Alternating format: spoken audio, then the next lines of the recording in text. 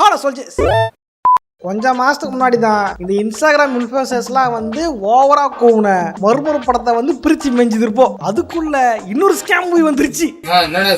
இது குழந்தைங்களுக்கு பிடிச்ச படம், குழந்தைல கூட்டுவாங்க, சூப்பரா இருக்கும், அப்படி இப்படி என்னென்னமோ பேசுறாங்களா. படம்டா ஒண்ணுமே இல்ல, படத்துல ஏமாத்தி போட்டாங்க பெரியப்பா. அது கூட பரவாயில்லைங்க, ஒரு பெரிய மனுஷன் பாவங்க இவங்க படத்துக்கு ப்ரமோஷன் பண்ணன்ற பேர்ல அந்த பெரிய மனுஷன் பேரை கெடுத்துட்டாங்க. ஊர் உலகமே பயந்துகிட்டு இருந்த என்ன கொண்டாந்து ஒரு சின்ன சந்துக்குள்ள நிறுத்தி உண்மையா பாத்தீங்க அப்படின்னா இந்த படத்துல கதையை விட இந்த படத்துக்கு இது பின்னாடி நினைச்சது அந்த ப்ரொமோஷன் வேலைகள் அதுதான் வந்து கேட்கவே ஜாலியா இருக்குது. ஓகே சொல்ஜர்ஸ், நம்ம பார்க்க போற படம் பாத்தீங்க அப்படின்னா ஜின் தி பிட். இந்த படத்துல ரோஸ் தான் நீங்க பார்க்க போறோம். இது ரோஸ்ன்றதை விட கைண்ட் ஆஃப் பிராண்ட்னு சொல்லலாம். சில படம்லாம் பார்த்துட்டு இந்த படம் நடா இவ்வளவு கிளம்புறீங்கன்னு கலைக்க தோணும். சில படம் மட்டும்தான் கலைக்க கூட ஒர்த்து இல்லாம ஏன்டா இந்த படத்தை பார்த்தேன்னு தோணும். அந்த வகையில சேர்த்தா தான் இந்த படம் வச்சு செஞ்சுட்டானுங்க சார்.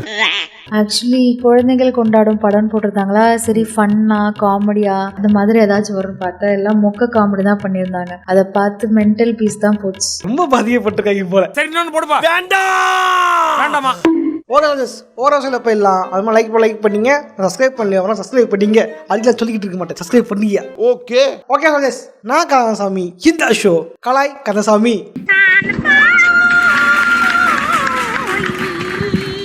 இந்த படத்துல கதையை விட இந்த படத்துக்கு பேனத கதை செம காமெடி. இந்த படத்தை டைரக்டர் தான் வந்து டிஆர் பா. தலைவன் என்ன பண்ணாரு அப்படின்னா, இந்த படத்தை பிரஸ் மீட்ல வந்து இந்த படத்துல வந்து ஒரு பெரிய ஹீரோ கிட்ட சொன்னேன், அவர் வந்து 2 வருஷமா அலைய விட்டாரு, அலைய விட்டு படமும் இல்லை வாய்ப்பும் இல்லை, அடிப்பத்திற்கு ஓடி விடு அப்படின்னு சொல்லி அமுச்சு விட்டாரு அப்படின்னு சொல்லி இருப்பாரு. சொன்னவர் வந்து யார் பேருன்னு சொல்லல, அவன் என்ன பண்ணி விட்டான், இவரா இருக்குமோ அவரா இருக்குமோ அவரா இருக்குமோ இவரா இருக்குமோ தேடிப்பான்னு பார்த்தா திடீர்னு வந்து இது எஸ்கே தான் பண்ணாரு. அண்ணாந்துறையில உள்பாவாட காணாம போன கூட என்ன வந்து பிடிச்சுக்கிறாங்க.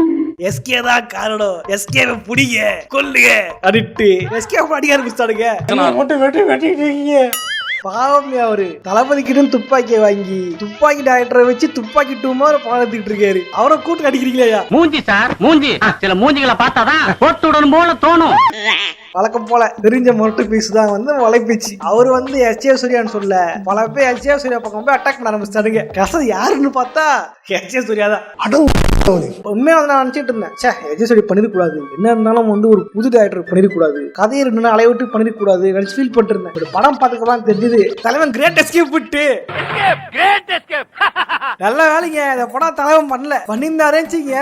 மாநாடுல எடுத்த பேரு, மார்க் ஆண்டில எடுத்த பேரு, வீரதேவ சோழன் எடுத்த பேர்லாம் வந்து கரைஞ்சு காணாம போயிட்டு இருக்கோம். உண்மையிலேங்க இந்த படத்துல வந்து ஹீரோ வந்து நம்ம முகேன் ராவ் வச்சிருந்திருப்பாரு. தலைவன் வந்து ரொம்ப கஷ்டப்பட்டு இருக்காருங்க, ரொம்ப மனக்கட்டு இருக்காரு. இதுல அப்படின்னா நல்லா நடிக்கிறதுக்கு இல்ல, எக்காரத்துக்கு ஒன்னும் நடிச்சிருவே கூடாது அப்படின்றதுக்கோசரம் ஒரு படத்துல தலைவன் வந்து தமிழ் ஹீரோவுக்கு வந்து போட்டியா வரும் பார்த்தா தெலுங்கு ஹீரோவோட மகேஷ் பாபு போட்டியா போடுவார் போல. ஒரு சீன்ல கூட வந்து ரியாக்ஷனே வரலீங்க. ஹீரோயின் அடிபட்டிருக்கு மூஞ்சி, ஹீரோயின் லவ் பண்றாரு மூஞ்சி, ஆக்ஷன் சீனு மூஞ்சி.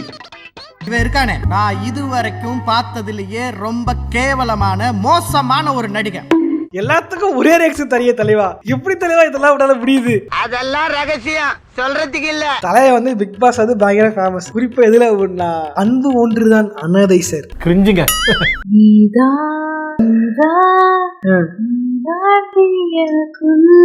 புரியலீங்க ஏங்க இவர் படம் பார்க்காம கூட்டு வந்து பெரியதா. நான் உனக்கு இந்த பாட்டு கூட நம்ம மேரேஜுக்கு முன்னாடி உனக்கு காமிச்சு, இப்போ கூட இந்த பையன் பார்க்கல, இப்பவே உஷாரை ஓடி போயிருந்தேன்னா நேரம் உருப்பட்டு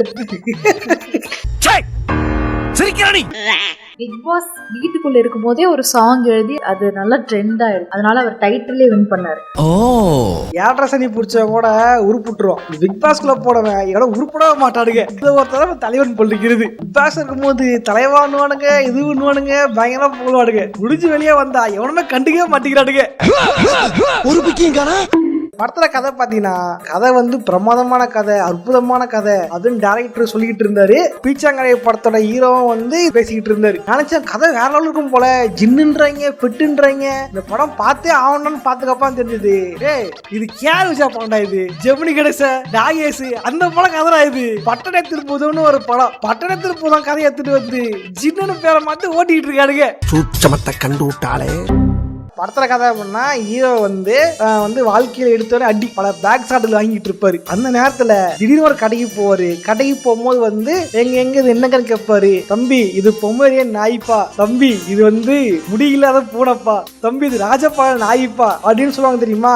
அவங்க கூட கண்டிஷன் போட்டு தம்பி இதெல்லாம் வளர்க்கணுமாப்பா, வளர்க்கலாம் வச்சிரும் போதப்பா சொல்லி மாட்டுவாங்க. இவங்க பேயின்றானுங்க ஜின்னுன்றானுங்க. இவன் குடும்பம் கேட்ட உடனே டக்குனு குத்துறானுங்க. ஆக்சுவலி எனக்கு ஒரு டவுட், அவன் வந்து ரொம்ப பயமுறுத்துவான், இது டேஞ்சரஸ், இது ஜின்னு. அப்பயே நீ டிஸ்பிளேல வச்சு கரெக்ட் தானே, ஷோகேஸ்ல வச்சிருப்பான், விக்கிறதுக்கு தான் வச்சின்னு இருப்பான். தலைவன் கேட்ட உடனே எது குத்துறாங்க, எத்தனை தம்பி அந்த நாய் எத்தனை சூப்பா அப்படின்ட்டு நாய் சூப்பரா கொடுக்கும், கையிலா கொடுக்கும்.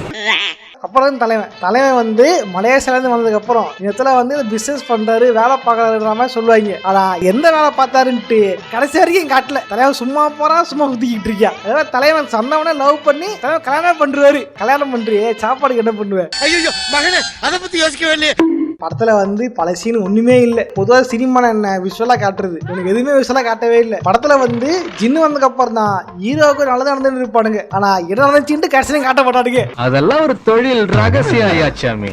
படத்தை என்ன பண்றாங்க அப்படின்னா பல சீன்களை வந்து எழுதவே இல்லை போல, சும்மா போயிருக்காங்க. சார் டைலாக் பேசுங்க சார், சார் அந்த டைலாக் பேசுங்க சார் அப்படின்னு சொல்லிப்பாங்க போல. குறிப்பா சொன்னா படத்தோட ஸ்டார்டிங்ல எங்க பாட்டிக்கு அடிபட்டுரும். ஆனா தலைவன் ஒரு நியூஸ் எல்லாம் சொல்ற அப்படின்னா அண்ணிய ஹாஸ்பிட்டல் கூட்டணும் அப்படின்னு சொல்லியிருப்பாரு. பாட்டி எப்படா அண்ணியா மாறினாங்க, என்னடா டைலாக் இது. அப்புறம் வந்து ஹீரோனுக்கு அடிபட்டுரும். ஹீரோனுக்கு அடிபட்டத உடனே நம்ம இம்மா நினைச்சுதான் வந்து ஹீரோனுக்கோட மாமனார் அவர் சொல்லுவாரு, என் மருமக வந்ததுக்கு அப்புறம் தான் அந்த வீடியோ கலகலில் இருந்துச்சு தெரியுமாலே அப்படின்ட்டு சொல்லியிருப்பாரு. ஆனா என்ன இருந்தாங்கன்றத படத்துல காட்டிக்க மாட்டாங்க. எல்லாம் வாயிலே தான் ஓடுது.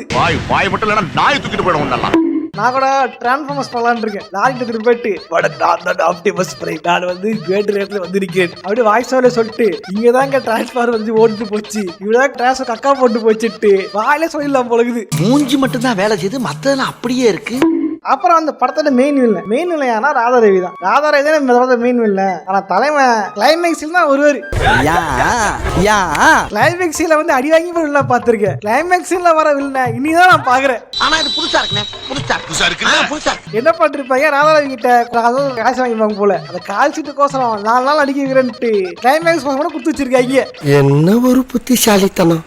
ஆனா எதெல்லாம் மன்னிச்சிடும்டா, பிளாஷ்பேக் போஸ்டர் கொடுத்தீங்க தெரியுமா, அதை மட்டும் மன்னிக்கவே முடியாது. பொதுவா சில படத்துக்கெல்லாம் வந்து பாத்தீங்கன்னா வந்து பட்ஜெட் ஒண்ணு இருக்கும். எவ்வளவு இருக்கு? 50,000. ஒண்ணு பட்ஜெட்டுக்கு ஏத்த கதை எழுதணும், இல்ல கதைக்கு ஏத்த பட்ஜெட் இருக்கணும். ரெண்டும் பத்தாம போச்சுன்னா அந்த படம் நல்லாவே இருக்காது. அப்படி பண்ணவே கூடாதுன்ட்டு நான் சொல்ல இயக்குனர் நலன் குமார் சாமி சொல்லியிருந்திருப்பாரு. அதெல்லாம் நான் விஸ்காம் படிக்கும் போது பயங்கர இன்ஸ்பிரேஷன் எனக்கு. இந்த படம் பாத்தீங்க அப்படின்னா பட்ஜெட் ஒண்ணுமே இல்ல போல. ஃபேண்டசி படம்ன்ற பேர்ல பிளாஷ்பேக் பர்சன் எடுத்திருப்பாங்க. பொதுவா பிளாஷ்பேக் பர்சன் என்ன பண்ணுவாங்க, ராஜா காலத்து கட்டப்பெல்லாம் போட்டு கீர்த்தி சுரேஷை கூப்பிட்டு சீமராஜா பிளாஷ்பேக் அப்படின்ட்டுலாம் வந்து பண்ணிருப்பாங்களே பொதுவா படத்துல.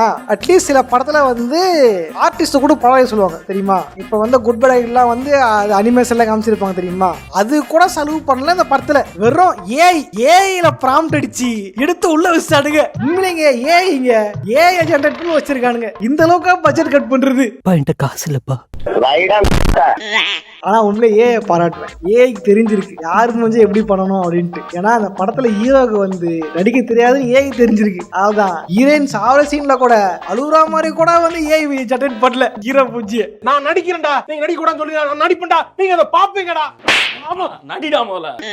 அதே மாதிரி பழைய பிள்ளைக்கு நான் சொல்லியிருப்பான், இந்த ஜின்னுக்கு வந்திருந்தா அதிர்ஷ்டமா இருக்கும், இந்த ஜின்னுக்கு வந்து அதிக சக்தி இருக்குன்னு சொல்லியிருப்பான். ஜின்னுக்கு வந்து அதிர்ஷ்டமா இருக்கும்னா நீ ஏன் பழைய பொருள் வித்துட்டு இருக்க, கிட்டத்தட்ட எம்மனே ஆகிக்கலாம்ல. இந்த மொத்த பில்டிங்ல அது மட்டும் தான் உங்களுக்கு பிரச்சனை இருக்குல்ல. இதுல வேற இவர் ஜின்ன தொட்டவனே அதிர்ஷ்டம் வந்து சொல்றதா தெரியுமா. ஜின்ன தொட்டவனே போன் பண்ணாங்க, சார் உங்களுக்கு 5 லட்சம் கிடைச்சிருக்கு சார் அப்படின்ட்டு. நல்ல வேலை கார்டு வேற பாராம சொல்லியே. சார் உங்க கார்டு மேல ஒரு 16 நம்பர் இருக்கும், அந்த 16 நம்பர் கொஞ்சம் சொல்றீங்களா சார்? இதெல்லாம் ஒரு சீனாயா டாயா இது. இந்த காலத்துல எவையா போன் பண்ணி 5 லட்சம் விழுந்துட்டு சொல்லுவான். அப்படியே சொன்னா ஸ்கேமாயா இருக்கும். இது ஒரு சீன் வச்சிருக்கியா, நியாயமா இது? முதல்ல சொன்ன தெரியுமா கதை கேட்ட பட்ஜெட் இருக்கணும்ட்டு. இன்னும் இந்த கதை பார்த்தீங்கன்னா அதிக பட்ஜெட் இருக்கிற ஒரு கதை தான் இது. இப்போ என்ன பண்ண கதைதானம் பட்டுக்கிட்டு தேவையில்லாம இந்த கதை எடுத்து படத்தை நட்டம் ஆக்கிடுங்க. குறிப்பா சொன்னா படத்துல விஎஃப்எக்ஸ் இன்னையே அது விஎஃப்எக்ஸ். பொதுவாக இந்த மாதிரி பூதம் வருது ஜின்னு வருது அப்படின்னு என்ன பண்ணுவாங்க, ஏதாவது காமெடி ஆகட்டும் ஆக்டருக்கு வேஸ்ட் நடிக்க வைப்பாங்க. உதாரணத்துக்கு பட்டணத்துல பூதம்ல ஏதோ பாரம்பரிய நடிச்சிருப்பாரு. இதே முன்னு படம் செந்தில் படம். அந்த படத்துல செந்திலுக்கு வந்து கரிய பூசி அவரை வந்து பூதம் நடிக்க வச்சிருப்பாங்க. கிட்டத்தட்ட மயிறு குடிச்சதுனா அந்த மாதிரி கதை தான். அப்போ கூட எவ்வளோ எஃபெக்ட்ஸ் போட்டிருப்பாங்க, அப்போ எவ்வளோ பட்ஜெட் யூஸ் பண்ணிருப்பாங்க. இன்னைக்கு விஎஃப்எக்ஸ் வந்து எவ்வளோ வளர்ந்துச்சு. இந்த காலத்துல பாத்தீங்க அப்படின்னா எலிப்புடக்க மாதிரி ஒரு 3D கேரக்டர் பண்ணி இதுதான் ஜின்னு பார்த்து சிரிச்சுக்க சொல்லிருப்பாங்க. ஏடா அதை பார்த்தா நாய் நக்கலா மாதிரி இருக்குடா, இதை பார்த்தா எங்க குழந்தைங்க வந்து பார்க்கும். என்னடா இது எண்ணெயில பொறிச்ச எருமாடு மாதிரி கிடக்குற. சிஜிஐ கேரக்டர்ன்றது வேற, இதை பார்த்தா அனிமேஷன் பண்ண மாதிரி தான் இருக்க தவிர எந்த இடத்துலயுமே ஒரு தானோஸ் மாதிரியா ஒரு அல்கு மாதிரி எல்லாம் இல்ல. இன்னும் குழந்தைகளுக்கு பிடிச்ச மாதிரி பாத்தீங்க அப்படின்னா இந்த சோனிக்லாம் பார்த்திருப்பீங்கல்ல, அந்த மாதிரி கூட இல்ல. ஏன்னா படத்துல பட்ஜெட் இல்ல. இது கூட பரவாயில்ல. கிளைமேக்ஸ்ல என்ன ஆகும், வில்லியனோட அடியால வந்து இவங்க அச்சு போட்டுருவாங்க. அதை பார்த்து அச்சு போட்டவங்க தான் இருக்கும். இல்ல சம்பந்தமே இல்லாம ஒரு சாமியார் எடுக்க போறம்மா, அந்த சாமியார் பார்த்துட்டு இது ஜின்னோட வேலை தான் நீ அப்படின்னு சொல்லுவாரம்மா. அதை கேட்ட உடனே இவரு வந்து சம்பந்தமே அதான் சொல்லுவாரு, நான் வந்து 700 வருஷமா தான் வெயிட் பண்ணிக்கிட்டு இருந்தேன் அப்படின்ட்டு. 700 வருஷம் கதையை இவர்கிட்ட யாரு சொன்னது? அதுக்கு பாத்தீங்கன்னா பல ஃபுட்டேஜே இருக்காது. ஏடா காசு இல்லப்பா.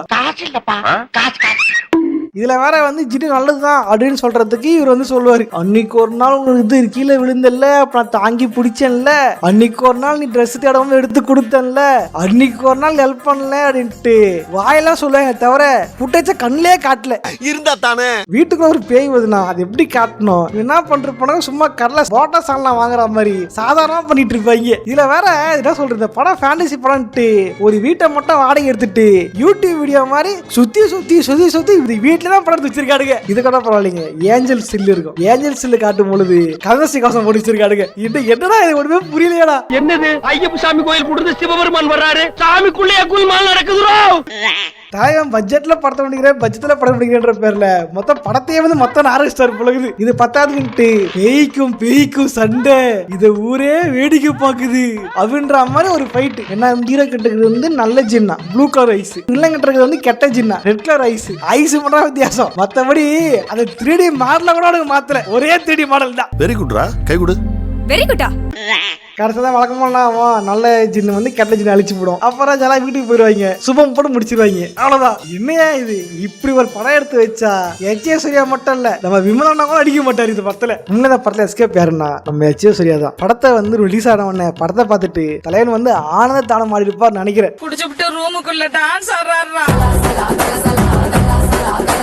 உண்மையிலே பார்த்தீங்கன்னா இந்த வந்து கதை நல்லா இதனாலாம் பரவாயில்ல, படத்துல வந்து உட்காந்து பார்க்கவே முடியல. உண்மையே ஏதோ டிவி சீரியல் மாதிரியும் யூடியூப் வீடியோ மாதிரி இருக்குது இந்த படத்தோட ஒரு மேக்கிங் ஸ்டைலே. இதான் பார்த்தீங்க அப்படின்னா 2015 அந்த டைம்ல பர்மான ஒரு படம் வந்திருக்கும். பர்மா, உருமீன் இந்த மாதிரி படம்லாம் வந்திருக்கும். அதோட மேக்கிங் எப்படி இருக்குமோ அப்படிதான் இந்த படத்துல மேக்கிங். அந்த மாதிரி ரொம்ப பழசாகுது குவாலிட்டி. அந்த குவாலிட்டி இப்போ யூடியூப்ல கொண்டு வந்துட்டாங்க, யூடியூப் வீடியோ எடுக்கிறவங்களே. அதனால தான் படம் பார்க்க யூடியூப் வீடியோ மாதிரி இருக்கே தவிர படம் பார்த்து படம் மாதிரியே இல்லை. படத்தை உட்காந்து பார்க்கவே முடியல. நான் சாப்பிட்டேன் படம் பார்த்துட்டு சன்நெக்ஸ்ட்ல பக்கத்துல சாப்பிட்டுதாங்க மிஸ்ஸஸ் கேக்கு. இந்த படம் பார்த்து காண்டாகி எனக்கு சோறே வேணாம் அப்படின்னு தூக்கி போட்டு போயிட்டாங்க. ஓரளவுக்கு மேல நம்ம கிட்ட பேச்சே கிடையாது, வீச்சுதான்.